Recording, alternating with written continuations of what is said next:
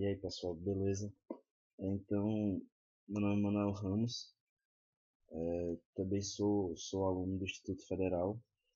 Então, como prometido, vou fazer uma série de vídeos sobre introdução à programação. O intuito desses vídeos são mais para ajudar os outros alunos que têm dificuldades.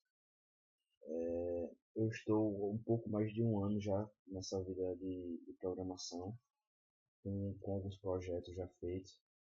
E vou tentar passar aqui um pouco do que eu aprendi para vocês, para facilitar aí os estudos de vocês. Os vídeos, eu pretendo fazer vídeos não tão longos e também não tão profundos, para não ficar cansativo, ser mesmo só um tira dúvidas. E, e uma coisa bem simples mesmo, eu vou me basear através de uns slides aqui que eu estou fazendo para vocês, tanto para me ajudar a seguir um roteiro, quanto para ajudar o entendimento de vocês, facilitar o entendimento de vocês. Então, nessa primeira aula, vamos falar o básico mesmo, introdução bem básica, bem teórica também.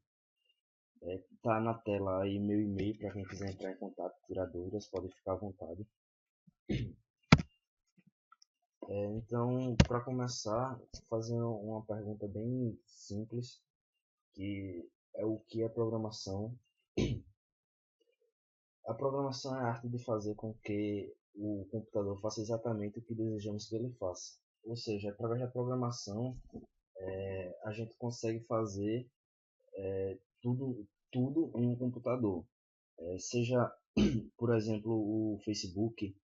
Facebook é uma rede social que todos nós usamos, que é através da programação que nós conseguimos aquela interface, enviar mensagem, postar uma foto, postar um texto, qualquer que seja a função, tudo se dá através da programação. Desta forma, programar é criar uma rotina para que, seguindo uma lógica passo a passo, possamos alcançar a resolução de um problema computacional. A esse passo a passo para a resolução do problema chamamos de algoritmo. Então, o que seria um algoritmo? De uma definição bem formal, o algoritmo seria um conjunto finito de regras que provê uma sequência de operações para resolver um tipo de problema específico em um tempo determinado. Então, o algoritmo seria uma sequência de passos onde o objetivo dele seria resolver um problema específico. Para quem não Então, para quem não entendeu muito bem o conceito acima, vou falar aqui algumas coisas, algumas atividades que nós fazemos diariamente que requer um algoritmo e nós não percebemos. Por exemplo, dirigir, acordar, fazer a barba, cozinhar. Essas atividades requer todo um passo a passo, ou seja, um algoritmo, e nós não percebemos que é um algoritmo. Por exemplo, cozinhar.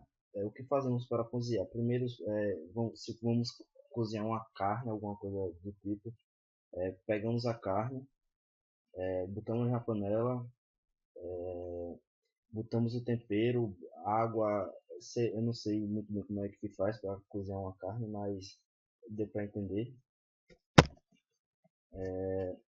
Aqui agora um exemplo já bem definidozinho, que é para trocar um pneu furado. O que é que temos que fazer para trocar o pneu furado? Afrouxar ligeiramente os parafusos dos pneus, suspender o carro usando um macaco, retirar os parafusos, retirar o pneu, colocar o pneu reserva, recolocar os parafusos no lugar, abaixar o carro, dar o aperto final nos parafusos. Ou seja, aí para poder fazer uma simples troca de pneu, nós temos toda uma sequência de passos, e isso nós podemos definir como um algoritmo. E quais seriam as fases básicas da construção de um algoritmo? Primeiramente, você tem que ter uma entrada. Na verdade, são três fases: a entrada, o processamento e a saída. Mas o que seria a entrada? A entrada seria o que você, por exemplo, pediria ao usuário para que ele digitasse. Por exemplo, se fosse calcular a média aritmética de dois números. A entrada você pediria ao usuário para que digitasse os dois números para que pudesse fazer o cálculo. Por exemplo, a entrada podia ser 6 e 8. E o que seria o processamento? O processamento seria, neste caso, o processamento seria o cálculo da média desses dois números que você pediu ao usuário. Se fosse 6 e 8, ele ia calcular, ia somar os dois números e dividir por 2. 6 e 8 6 mais 8 dividido por 2 dá 7, por exemplo. E a saída seria a média, a própria média, o resultado do processamento. Ou seja, o resultado que o processamento desse e você ia printar na tela para o usuário. Sua média é 7, por exemplo. Eu vou mostrar na prática como é que funciona a entrada, o processamento e a saída. Mas antes eu queria dar uma introduçãozinha para vocês sobre declaração de variável. Para programação de cara eu escolhi a linguagem C porque é a usada no instituto, e alguns professores começam com visual, mas aí teria que gravar dois vídeos, um com visual e um com a linguagem C. Então eu preferi partir direto para a linguagem C. A lógica é a mesma, não diferencia nada. A lógica sempre vai ser a mesma de qualquer linguagem. Então, o que seria uma variável? Uma variável é uma posição de memória que pode ser identificada através de um nome. Ou seja, no programa, vocês vão declarar algumas variáveis, e essas variáveis vão ficar alocadas em algum lugar da memória do computador, que sempre que vocês precisarem, vocês vão poder acessá-la. De um modo geral, vocês vão poder acessá-la. Em casos específicos, não, mas isso aí é coisa mais bem específica mesmo. Mas fica na memória e sempre que precisar, vocês vão poder ter acesso a essa variável que vai armazenar alguma informação que vocês vão passar para ela. Então a gente vai entendendo isso aos poucos. Deixa eu só apresentar agora os tipos de variáveis que nós temos em C. Basicamente seriam char. Char são as letras e os símbolos. O int seriam os números inteiros, menos 32.767 até 32.767.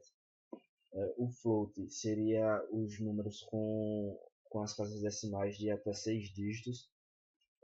O double seria com as casas decimais de até 10 dígitos. Então, de primeira assim, vamos praticar já um pouco para deixar bem claro. Lembrando que programação é muita prática. Não deixem de praticar, não pense que apenas assistindo vídeo aula ou se na explicação do professor vocês vão saber como é que funciona a programação. Vocês têm que ser bastante curiosos e estar sempre praticando os exercícios. Assim que, sempre que possível, eu vou deixar alguma lista aqui que eu tenho algumas, ou senão eu posso fazer para vocês alguma lista. E como primeiro exemplo, vou fazer justamente o exemplo citado anteriormente da média aritmética de dois números. Eu estou usando Dev C++, que é um compilador da linguagem C, utilizado aí no Instituto. Então, essa estrutura do C, depois eu dou uma explicada para vocês. A princípio, não interessa, é só para eu só quero mostrar aqui a intenção desse primeiro exemplo. É só mostrar como funciona um algoritmo, a entrada, o processamento e a saída. Então, aqui, como vocês podem ver, está a declaração de algumas variáveis. Essas variáveis são do tipo float, como são notas em média, não preciso de um número tão quebrado. De muitas casas decimais, então o float já resolve o nosso problema. Então, o que seria o printf e o scanf? O printf e o scanf são funções dessa biblioteca aqui, a std.h, que depois eu dou uma explicada para vocês mais a fundo do que seria essa biblioteca. A princípio aqui vamos falar bem grosseiramente que o printf vai printar alguma mensagem na tela e o scanf vai ler alguma coisa que o usuário digitar na tela. Então, o que seria a entrada neste programa? Então, a entrada do programa seria o que, neste caso, o que o usuário fosse digitar. Os dados que nós iríamos receber do usuário. Não necessariamente a entrada é definida pelo usuário. Muitas vezes a entrada é definida já dentro do programa, mas nesse exemplo a entrada é definida pelo usuário. Então, o printf dizendo aí vai mostrar na tela, digite a primeira nota, aí o scanf vai ler essa primeira nota e logo em seguida vai aparecer na tela, digita a segunda nota. O scanf vai ler essa segunda nota, o que o usuário digitar. Então, essa parte que está selecionada aqui seria a nossa entrada. Por quê? Porque nós estamos pedindo para que o usuário digite os dois números em que nós vamos calcular a média. Logo após, aqui a gente pega a variável média, que foi declarada aqui em cima, e média vai receber o cálculo, o resultado do cálculo da média aritmética desses dois números, ou seja, a soma dos dois e a divisão por 2. Lembrando que o sinal de igual na programação significa atribuição, ou seja, você está atribuindo a essa variável este valor da direita. Sempre a informação da direita você vai atribuir a variável da esquerda. A da esquerda sempre vai receber o resultado da informação à direita. Para quem está aí confuso, na programação igual seria duas vezes o símbolo do igual, o sinal do igual.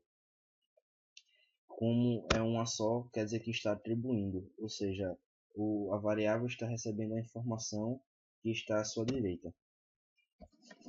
Essa parte aqui seria o processamento. Por que o processamento?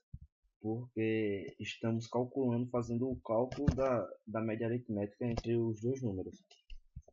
E aqui seria a saída. Por que a saída? Porque estamos printando na tela, tem várias formas de saída. A saída não é só tá na tela uma mensagem, mas nesse caso aqui a nossa saída é dizer na tela qual a média do usuário.